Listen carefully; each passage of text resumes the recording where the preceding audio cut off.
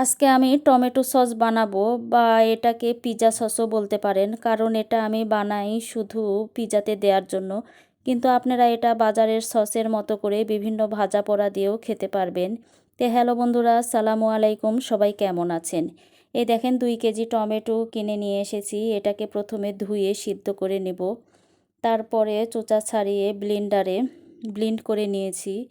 এরপরে প্যানে সামান্য তেল দিয়ে 1 মুঠো রসুন কুচি দিয়ে ভেজে নিতে হবে। রসুন লাল লাল হলে টমেটো পিউরিগুলো ঢেলে দিতে হবে।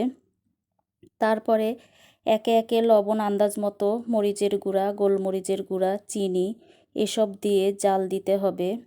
যখন কমে আসবে, মানে ঘন হয়ে যাবে, তখন ভিনেগার আর অরিগ্যানো হার্ব দিয়ে আরও কিছুক্ষণ জাল দিয়ে নিতে হবে। দিয়ে এটাকে আরও কমিয়ে নিতে হবে। আর হয়ে গেলে চিলি ফ্লেক্স ছিটিয়ে নামিয়ে নিতে হবে। এখানে কিন্তু কিছু কিছু ভিডিও ক্লিক নিতে পারিনি বন্ধুরা, তবে বলে দিলাম।